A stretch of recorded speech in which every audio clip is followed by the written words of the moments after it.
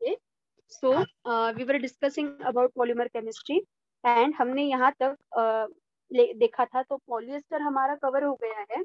और अब हमें थोड़ा सा डिस्कस करना है किसके बारे में, थोड़ा सा स्पेशलाइज्ड जो पॉलीमर्स है उसके बारे में। तो अब ये जो पॉलीमर हम डिस्कस करने जा रहे हैं वो किस टाइप में आते हैं, फेनॉल फॉर्मेल्डिहाइड पॉलीमर्स। ओके, उनका नाम ही क्या है, फेनॉल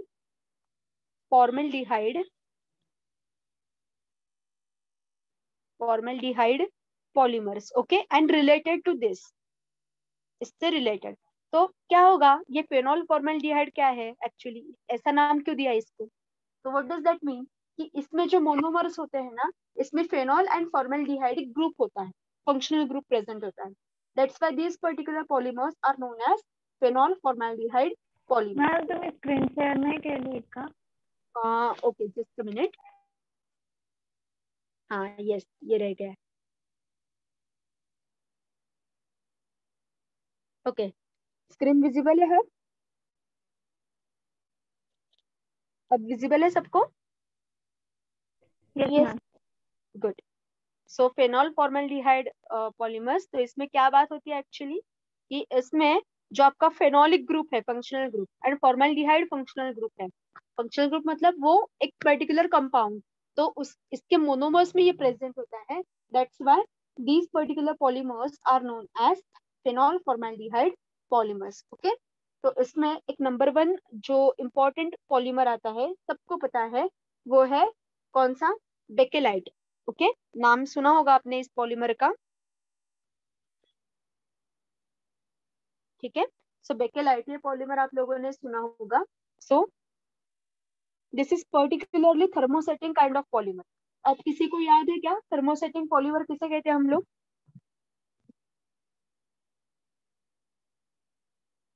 यस, थर्मोसेटिंग पॉलीमर किसे कहते हैं हम लोग?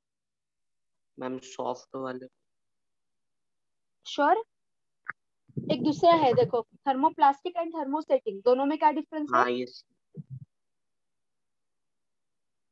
थर्मो मतलब क्या, हीट अप्लाई करनी है, तो हीट अप्लाई करके, हीट अप्लाई करने के बाद क्या होगा वो हमें देखना है। तो थर्मोप्लास्टिक में क्या होता है कि जब आप लोग हीट अप्लाई करते हो तो आपका पॉलीमर सॉफ्ट होते होते मेल्ट हो जाता है पूरा, हीट अप्लाई करने के बाद।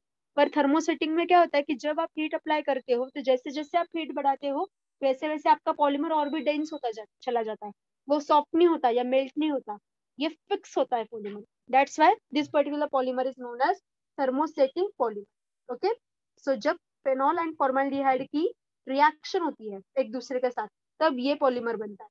किसके साथ? फेनॉल एंड फॉर्मल्डिहाइड की एक दूसरे में रिएक्शन होती है, तब ये बेकेलाइट बनता है। Okay, so phenol and formaldehyde, they both react in the presence of strong reactants like acid.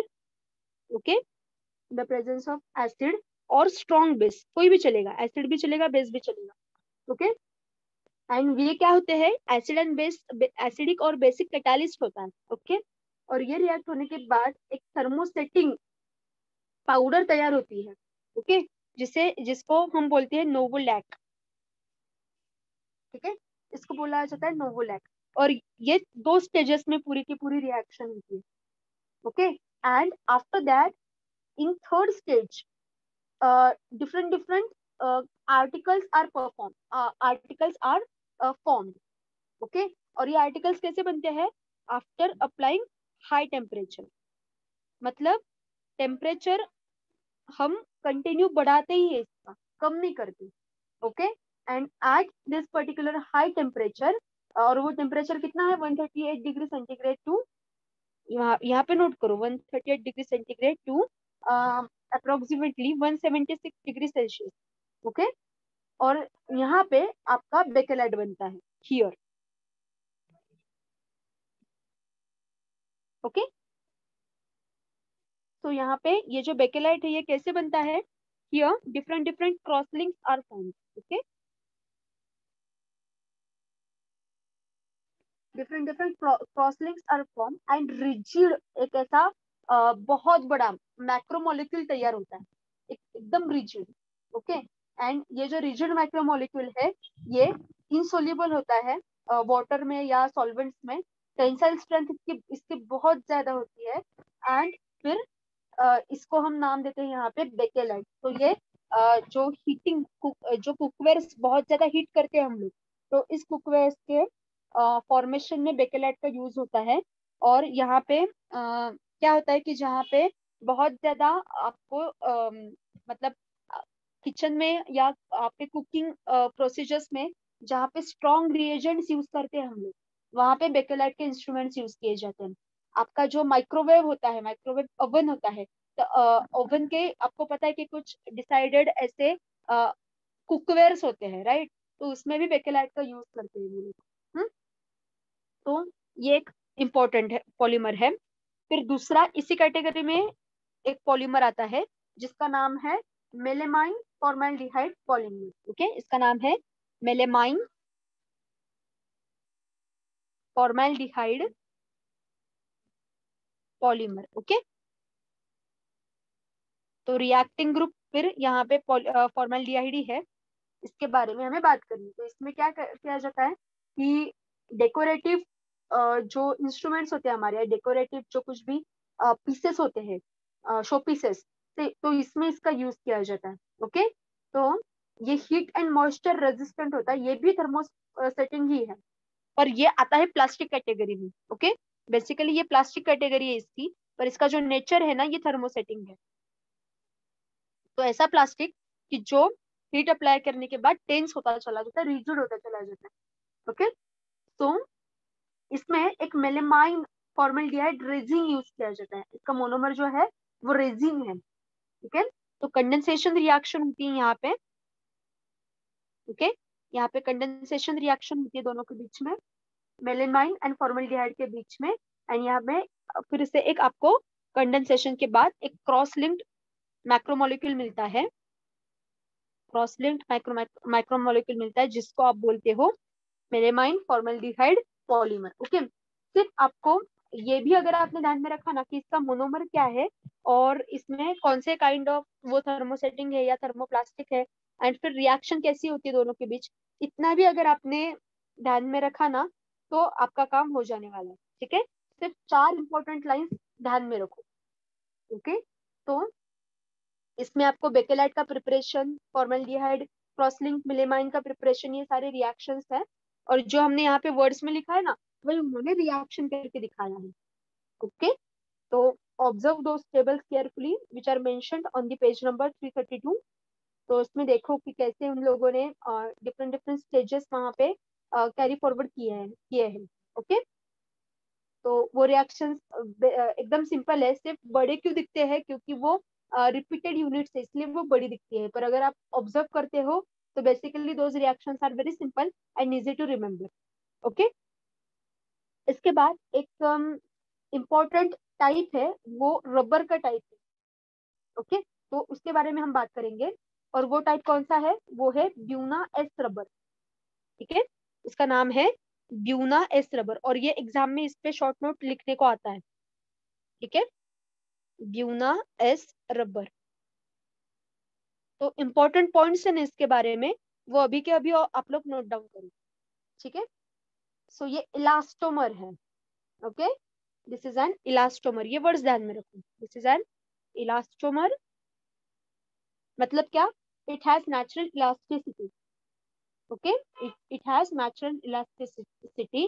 What is mean by elasticity, हमने बहुत बार इस पर डिस्कस किया है कि जब आप मैकेनिकल फोर्स अप्लाई करते हो या मैनुअल फोर्स अप्लाई करते हो then it widens its shape.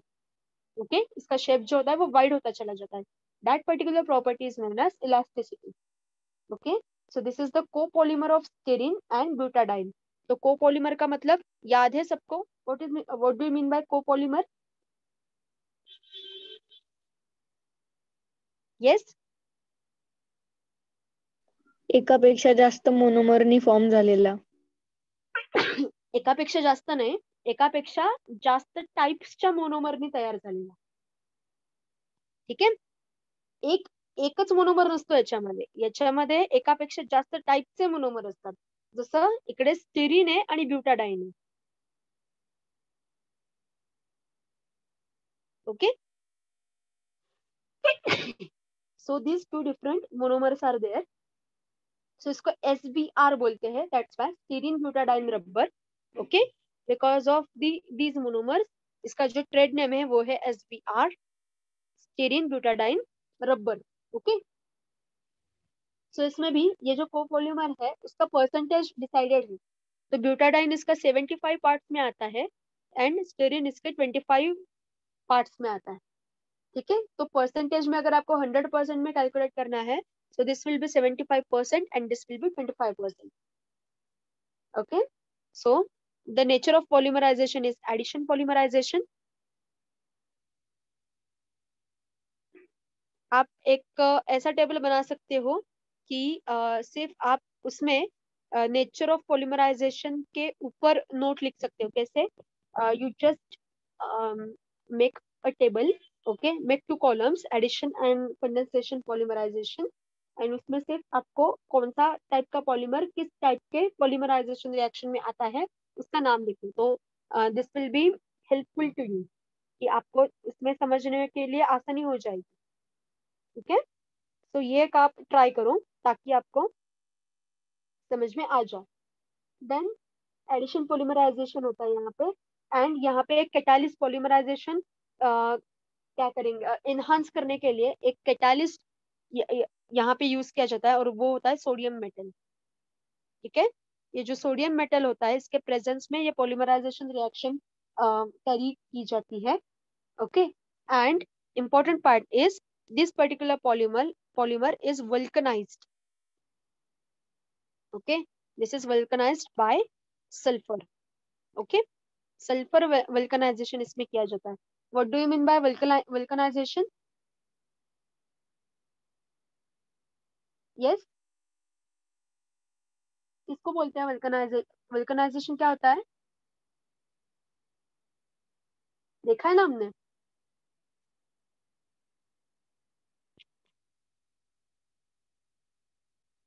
बोलो.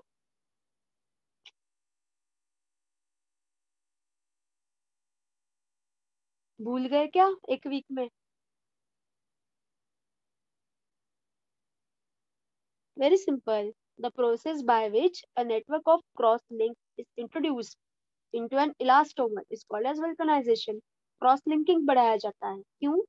ताकि हम उसका स्ट्रेंथ जो है, उसकी जो फिजिकल एंड केमिकल प्रॉपर्टीज जो है वो एनहांस कर सके, इम्प्रूव कर सके. ओके. इसलिए क्रॉस लिंकिंग बढ़ाया जाता है, उसकी जो शेयर स्ट्रेंथ है वो बढ़ाई जाती है. This is nothing but vulcanization. अब ध्यान में रखो. ठीक है. And this particular buna S is used in the tyre industry. आपके जो शूज होते हैं उसमें भी ये ब्यूना एस रबर यूज किया जाता है. ठीक है.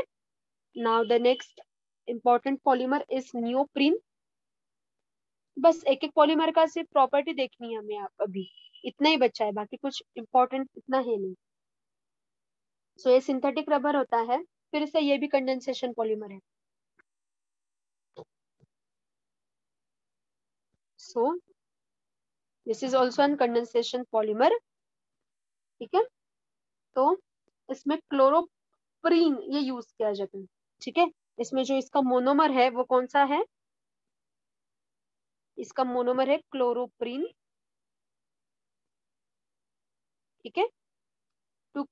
और इसको दूसरा नाम भी है 1,2 क्लोरो 1,3 ब्यूटाडाइन.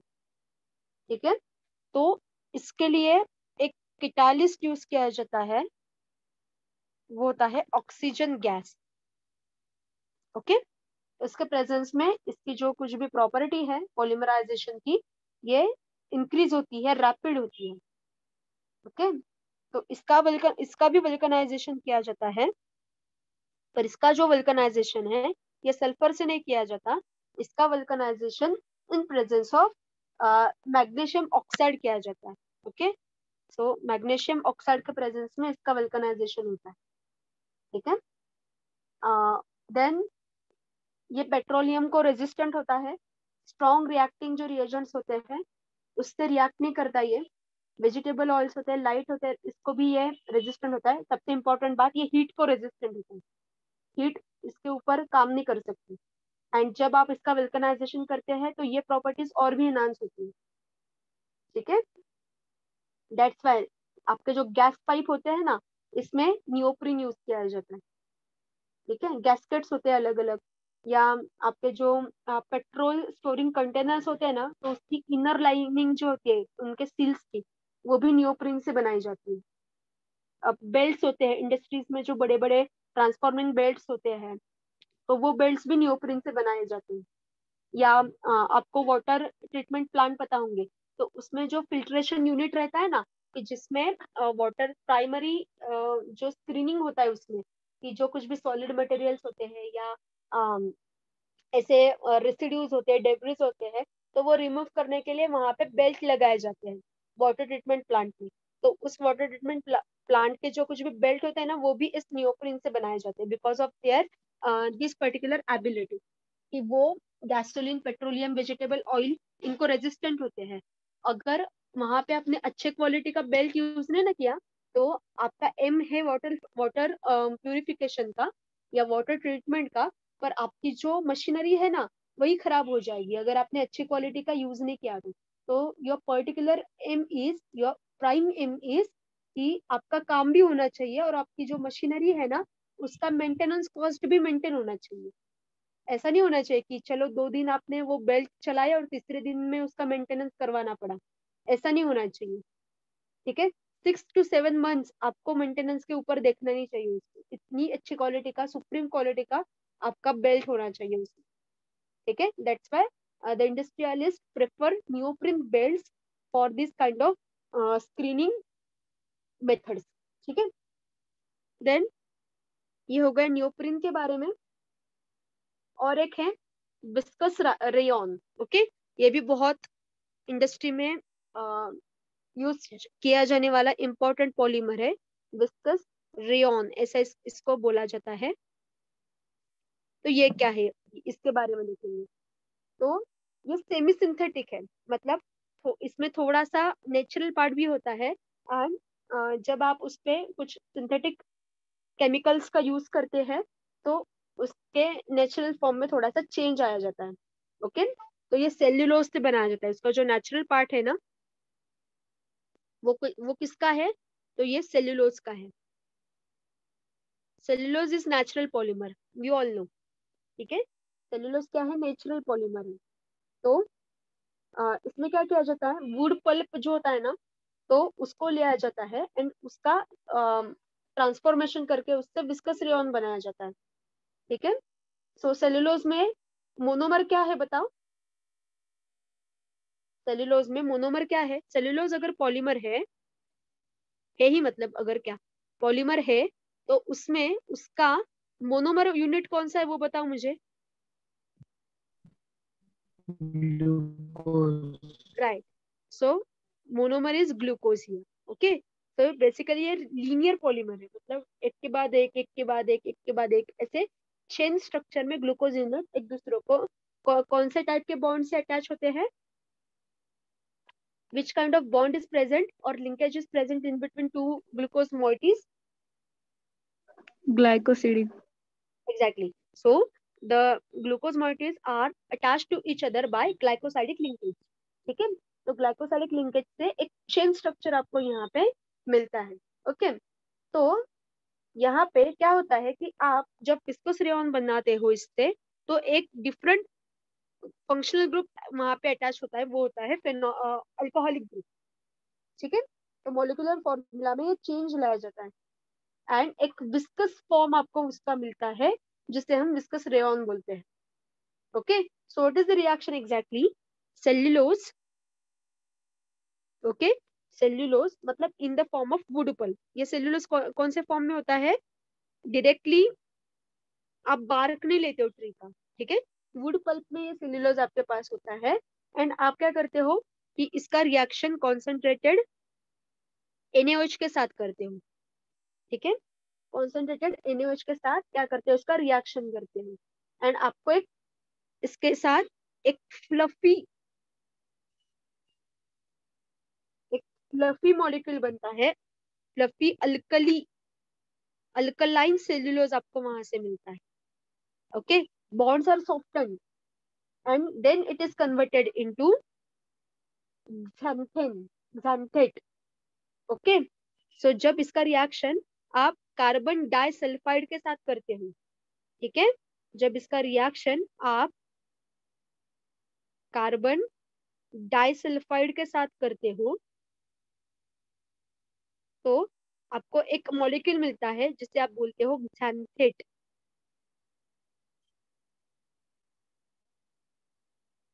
ठीक है, एंड जब इसका रिएक्शन, ओके, इसका रिएक्शन जब आप डाइल्यूट NaOH के साथ करते हो,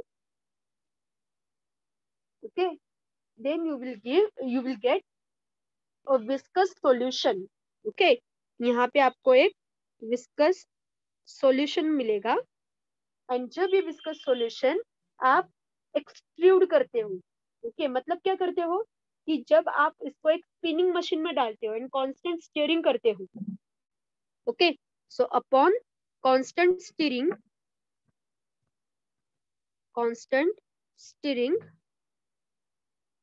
ओके, ये प्रोसेस कैसी है, आपको पता है ना कि ये बटर कैसे निकालते हैं बटर मिल्क से, तो वो जो प्रोसीजर है ना, सेम प्रोसीजर है कि जब आप स्पिनिंग मशीन में इसको डालते हो इन द, और ये सारा प्रोसीजर एसिड बाथ में होता है. ओके, और एंड आपको एक प्रेसिपिटेट मिलता है यहाँ पे. ओके, एक आपको क्या मिलता है यहाँ पे, एक प्रेसिपिटेट मिलता है जिसका नेचर कैसा होता है, फाइब्रस नेचर होता है उसका. ओके, उसका नेचर कैसा होता है, फाइब्रस होता है. And this particular compound is known as viscose rayon. ठीक है, एंड दिस इज, ये जो प्रेसिपिटेट होता है ना, ये रीजनरेटेड फॉर्म में होता है. ओके, क्योंकि यहाँ पे आपको मिला है ऑलरेडी, मतलब सेल्यूलोज से आप फिर से सेल्यूलोज बनाते हो, रीजनरेशन करते हो. तो this is the natural part. Okay, this is natural part. Okay, and ये सारा करने के बाद ऐसा हम इसको ये करते हैं. Okay, this is natural part and this is synthetic part. Okay, तो ये सारा प्रोसीजर करके, रीजनरेशन रिएक्शन करके आप नेचुरल जो कुछ भी आपका पॉलीमर है उसको कन्वर्ट करते हो सिंथेटिक में. That's why this particular polymer is known as semi synthetic polymer. समझ में आया? ये जो माइंड मैप है ना, ये आप लिख लो एक जगह पे. ठीक है, ये समझने में आपको आसानी हो जाएगी. Do you have any kind of doubt in this particular part? Yes, पूछना है कुछ इसमें?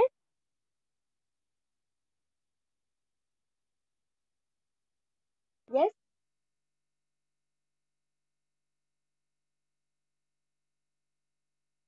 ओके. तो आगे देखो कि हमने बहुत बार एक बात बोली है, क्या, कि जो आपके पॉलीमर्स होते हैं, ओके, जो कुछ भी आपके पॉलीमर्स है उनका जो मॉलिक्यूलर वेट होता है वो बहुत ही ज्यादा होता है, इसलिए हम उनको क्या बोलते हैं, मैक्रो मॉलिक्यूल्स बोलते हैं. ये हमने बहुत बार बोला है, पर कितना हाई होता है और ये हाई क्यों होता है, ये सोचने वाली बात है. ओके, क्या होता है कि जितना भी उसका पॉलीमराइजेशन का डिग्री है, सो जिसे आप बोलते हैं डिग्री ऑफ पॉलीमराइजेशन, तो जितना भी डिग्री ऑफ पॉलीमराइजेशन है आपके पॉलीमर का, उतना उसका मॉलिक्यूलर जो वेट होता है ना, वो उस पर अफेक्ट करता है. Okay, what do you mean by degree of polymerization? मतलब कितने मोनोमर्स एक दूसरे को अटैच्ड है, which kind of polymerization reaction is taking place in that particular structure, addition है या कंडेंसेशन है, कितने क्रॉस लिंक्स है उसमें.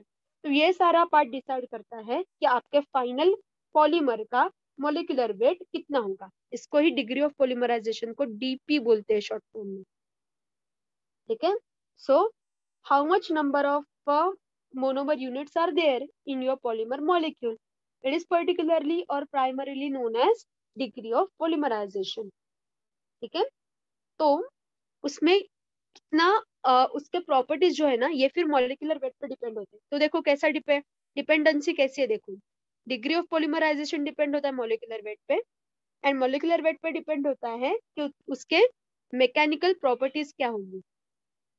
ओके, तो ये मॉलिक्यूलर वेट पे डिपेंड होता है, एंड मैकेनिकल प्रॉपर्टीज पे डिपेंड होता है कि हाउ विल इट फंक्शन, उसका फंक्शन कैसे चलेगा। ओके, एंड देन क्वालिटी, उस पे उसकी क्वालिटी होगी। ठीक है, and basically this is all about degree of polymerization. तो जिनका लो मॉलिक्यूलर मास होता है उनके प्रॉपर्टीज भी लो क्वालिटी के होंगे। दे ब्रिटल होते हैं, they are brittle and they have low mechanical strength. तो मैकेनिकल स्ट्रेंथ जैसे भी आपका मॉलिक्यूलर वेट जो है वो अगर हाई है तो उसका स्ट्रेंथ है वो भी हाई रहेगा, और अगर मॉलिक्यूलर वेट कम है तो स्ट्रेंथ भी कम ही होगी। ठीक है, पर अगर आपका मॉलिक्यूलर वेट बहुत ही ज्यादा बन गया, बहुत ही ज्यादा, तो ये ज्यादा टफ एंड अनमैनेजेबल बन जाता है। मतलब आप उसका कुछ कर ही नहीं सकते, थोड़ी तो इलास्टिसिटी चाहिए ना उसमें, थोड़ा तो कुछ चाहिए जिससे आप उसको मोल्ड कर सकते हैं या डिजायर्ड आर्टिकल बना सकते हैं उससे। तो मॉलिक्यूलर वेट जो है वो अगर बहुत ही ज्यादा हो गया, बहुत ही ज्यादा, तो स्ट्रेंथ ज्यादा होगी उसकी, उसके बारे में कुछ बात नहीं, पर this is this is also undesirable, क्योंकि आप उसका कुछ बना ही नहीं सकते फिर।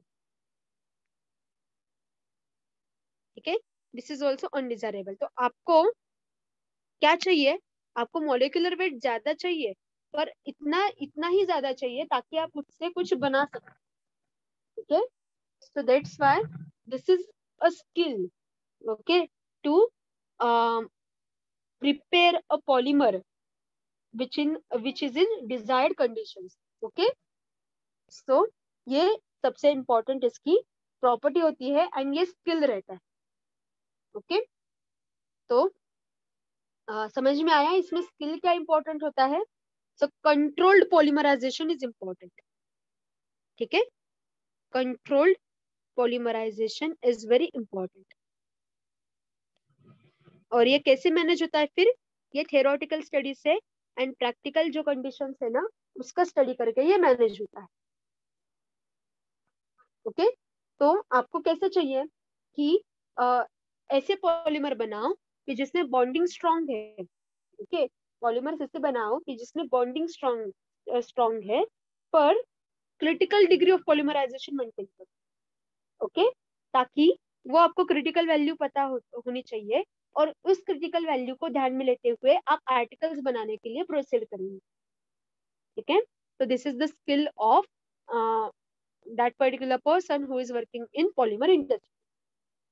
ओके, तो ये जो सारे पॉलीमर्स अभी तक हमने यहाँ पे देखे, they are all in bio, वो सारे बायोडिग्रेडेबल नहीं है, पर there are some polymers which are there which are biodegradable. ठीक है, तो ये बायोडिग्रेडेबल पॉलीमर्स जो होते हैं उनका उनको अभी बहुत ज्यादा डिमांड है। ये गवर्नमेंट भी इनके सिंथेसिस को सपोर्ट करता है, और इनका एम रहता है कि जो लोग इसके लिए काम करते हैं ना, उनका एम होता है कि वो सारे बायोलॉजिकली हार्मफुल जो पॉलीमर है वो सारे पॉलीमर इनसे रिप्लेस करें। ठीक है, सो यूजफुल प्रॉपर्टीज तो बहुत है पॉलीमर की, पर अगर उनका कुछ हो ही नहीं सकता है तो क्या करें।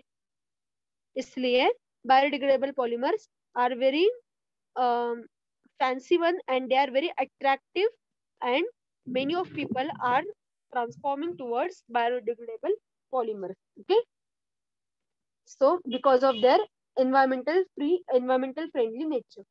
ठीक है, सो इसमें इससे environmental pollution नहीं होता, accumulation नहीं होता। ओके, एंड कौन सा भी जो कुछ भी मराइन लाइफ होती है, या कुछ भी आपका जो सॉइल लाइफ होती है, या आप उसे क्या बोलते हो, इकोसिस्टम, राइट। तो मराइन इकोसिस्टम होती है, सॉइल इकोसिस्टम होती है, इनको कुछ भी हानि नहीं जाती, ओके, उनको कुछ भी प्रॉब्लम नहीं हो जाता, okay, that's why biodegradable polymers are very important, ठीक है। सो एलिफेटिक पॉलिएस्टर्स, उनका टाइप देखो कौन सा होता है। सो एलिफेटिक पॉलिएस्टर्स, ओके, ये एक है, और दूसरा है पॉलियमाइड्स। पॉलियमाइड्स है, so they are important polymers, biodegradable polymers, okay. So इनमें क्या होता है एक्चुअली, इनमें certain kind of polar linkage is there, इनमें पोलर लिंकेज होता है। मोनोमर्स जो होते हैं ना, ये पोलर लिंकेज से एक दूसरे को अटैच होते हैं, and this polar linkage is easily break down, okay, this can be easily break down, and that's why ये जो पॉलीमर्स होते हैं ये डिग्रेड कर सकते हैं हम लोग। देन इसमें डिग्रेडेशन में इंपॉर्टेंट पार्ट किनका होता है, soil microbes, okay, soil microbes होते हैं जो उनके एंजाइमेटिकली ड्रिवन मॉलिक्यूलर या मेटाबॉलिक रिएक्शंस होते हैं, उनसे उनके ऊपर अटैक करते हैं, and they can be degraded by simpler monomers, ठीक है। तो सिंथेटिक पॉलीमर्स तो माइक्रोब से नहीं हो सकते ब्रेकडाउन, पर ये हो सकते हैं सिंथेटिक। और इस यहाँ पे एक आपको क्वेश्चन आ सकता है, राइट डाउन दिस क्वेश्चन कि compare biodegradable polymers and synthetic polymers, okay. So comparison का क्वेश्चन आपको आ सकता है इसमें, तो आपको ये दोनों वहां पे लिखने हैं, ठीक है। सो यहाँ पे एक्चुअली क्या होता है, बायोडिग्रेडेबल आणि काय म्हणाला ma'am? Biodegradable polymers and synthetic polymers.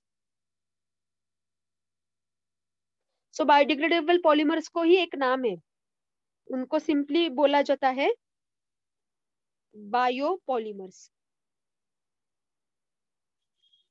Okay, ये इनका नाम है बायोपॉलीमर्स। तो इसका एक्चुअली प्रिंसिपल क्या है, कैसे बनते हैं ये बायोपॉलीमर्स, कि you know कि in our body there are different natural polymers are present, out of which one is cellulose, glycogen, okay, बहुत बड़े बड़े पॉलीमर्स होते हैं या नेचर में भी होते हैं, राइट।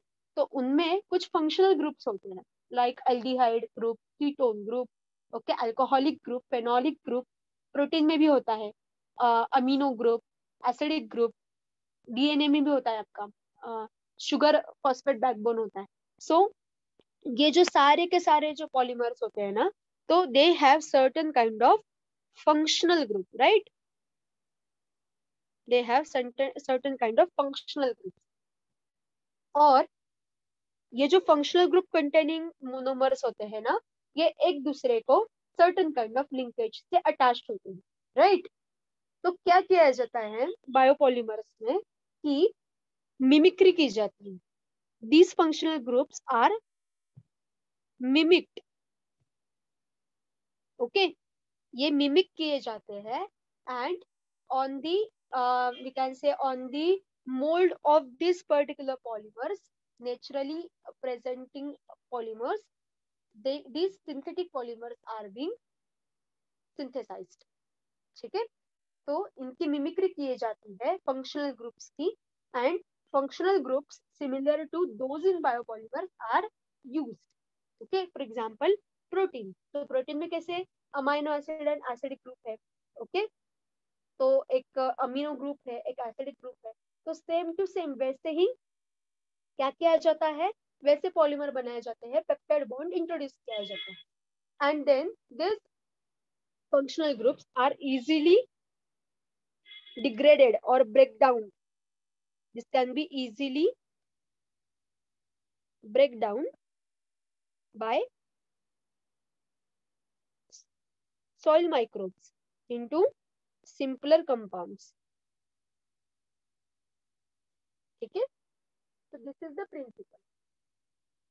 तो एलिफेटिक पॉलिएस्टर्स जो होते हैं उनमें भी जो ग्रुप होता है वो भी सॉइल माइक्रोब्स जो होते हैं या मराइन माइक्रोब्स जो होते हैं वो इजीली उनका ब्रेक डाउन कर सकते हैं, ठीक है।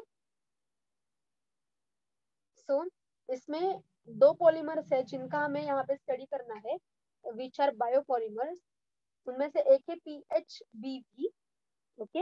एक इम्पोर्टेंट पॉलीमर इनके क्लास में आता है, वो है PHBV, and another important polymer is nylon 2 nylon 6, ठीक है। तो इसमें दो कोपॉलीमर होते हैं, कोपॉलीमर्स हैं, मतलब दो पॉलीमर्स यहाँ पे आते हैं। बीटा हाइड्रोक्सी कार्बोक्सिलिक एसिड होते हैं वो, उसमें से एक है 3 हाइड्रोक्सी ब्यूटानोइक एसिड एंड दूसरा है 3 हाइड्रोक्सी पेंटानोइक एसिड, ओके। इनके नाम भी है, जो 3 हाइड्रोक्सी ब्यूटानोइक एसिड है ना, उसको बीटा हाइड्रोक्सी बिटरिक एसिड बोलते हैं। ये नाम आपको लर्न करना पड़ेगा, ठीक है। सो बीटा, मेरे साथ लिखो, लिखते लिखते लर्न हो जाएगा। बीटा हाइड्रोक्सी ब्यूटेरिक एसिड ये एक होता है, ठीक है। एंड दूसरा जो है वो है beta hydroxy valeric acid. So this is actually 5 carbon containing group and this is actually 4 containing group, ठीक है। एक ब्यूटानोइक है, एक पेंटानोइक, ठीक है। तो इसमें जो हाइड्रोक्सिल ग्रुप आता है ये एस्टर लिंकेज फॉर्म करता है, ओके। तो क्या बात होती है, किसके बीच में रिएक्शन होती है यहाँ पे, कि hydroxyl group and carboxyl group, okay. तो इसमें बेसिकली रिएक्शन क्या होती है कि एक हाइड्रोक्सिल ग्रुप होता है, राइट, एंड एक जो होता है ये कार्बोक्सिल यहाँ पे ग्रुप फॉर्म करता है, ओके। कार्बोक्सिलिक ग्रुप यहाँ पे एक होता है, ओके। एंड इनके बीच में एस्टर लिंकेज तैयार हो जाता है, ठीक है। इनके बीच में एस्टर लिंकेज तैयार हो जाता है एंड अपॉन डिहाइड्रेशन, मतलब जब वाटर मॉलिक्यूल रिमूव होता है तब आपका PHB भी तैयार हो जाता है, ओके। तो जब आपका यहाँ पे एक वाटर मॉलिक्यूल रिमूव होगा तो आपको मिलेगा PHBB, ओके। तो this is simply the reaction, okay. तो क्या है नाम इसका, PHBB मतलब फुल फॉर्म क्या है इसका, कि एलिफेटिक पॉलिएस्टर होता है ये, और नाम है पॉलीबीटा हाइड्रोक्सी ब्यूटेरेट को बीटा हाइड्रोक्सी वेलेरेट। तो ब्यूटेरेट एसिडिक ग्रुप की रिएक्शन है ना, तो ब्यूटेरेट बोल सकते हैं या ब्यूटेरोइक एसिड भी बोल सकते हैं, दोनों चलेगा, ठीक है, दोनों चलेगा उसमें। सो PHBB। और दूसरा जो है कंपाउंड वो है नाइलॉन 2 नाइलॉन 6, नाइलॉन 2 नाइलॉन 6। तो नाम से ही क्लियर है, इसमें 2 नंबर का जो कुछ भी कोई भी कंपाउंड होगा, एक मतलब एटम होगा 2 नंबर का एंड 6 नंबर का, इनके बीच में बॉन्ड फॉर्मेशन होगा। तो नाम एक्चुअली ऐसे दिए होते हैं इनके, ओके। सो नाइलॉन 2 नाइलॉन 6, ओके। तो दिस इज पॉलीअमाइड कोपॉलीमर। ऊपर वाला जो था, मतलब ये जो था, ये कौन से टाइप का था, ये पॉलिएस्टर टाइप का था, ये पॉलीअमाइड है, okay. And of course there are 2 amino acids in between them. तो एक होता है ग्लाइसिन एंड एक होता है एप्सिलॉन अमीनो कैप्रोइक एसिड, ठीक है। एक ग्लाइसिन तो सबको पता है, पर एक जो दूसरा है ना, ये डेरिवेटिव है, मतलब ये 20 अमीनो एसिड्स में नहीं आता, पर उनसे एक बनाया गया अमीनो एसिड होता है, ठीक है। एप्सिलॉन अमीनो कैप्रोइक एसिड बोलते हैं उसको, कैप्रोइक एसिड, ठीक है। तो इनकी जब आप रिएक्शन करते हो तब आपको ये नाइलॉन 2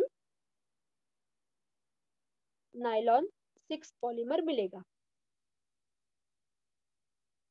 तो इसका सेकेंड कार्बन एंड इसका 6th कार्बन, इनके बीच में बॉन्ड तैयार होता है, that's why this particular compound is known as nylon 2 nylon 6 polymer, ठीक है।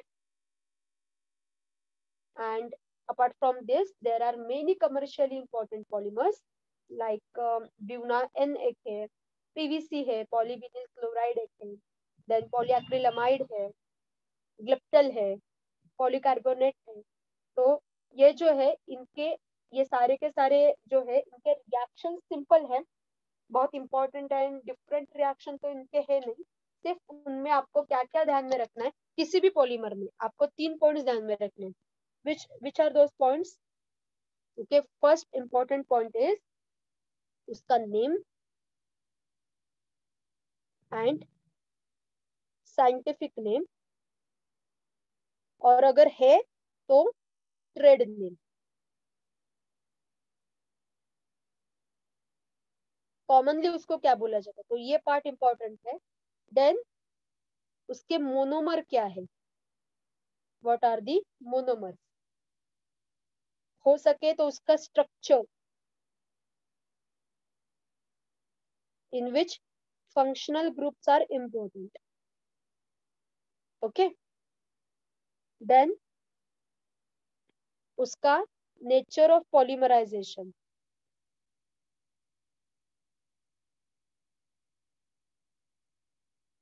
Okay, nature of polymerization, and last important one, application. तो किसी भी पॉलीमर के ऊपर आपको अगर शॉर्ट नोट लिखने के लिए आया या आपको नोट्स बनाने हैं, तो इस 5 पॉइंट्स में आपको वो नोट्स बनाने चाहिए। ठीक है, so these points are very important for you. Okay, here we conclude our lesson. यहाँ पे तो जो आपका पॉलीमर केमिस्ट्री का इंट्रोडक्शन टू पॉलीमर केमिस्ट्री, ये जो आपका लेसन है ये यहाँ पे खत्म होता है। सो मॅम एक मिनिट मागचं पेज दाखवा ना.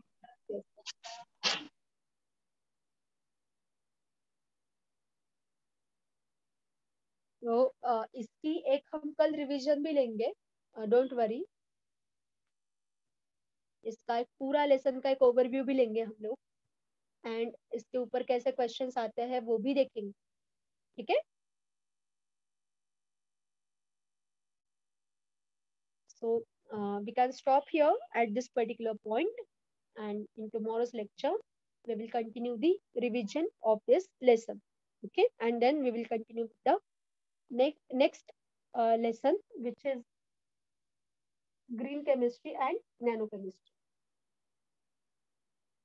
Okay, we will stop here.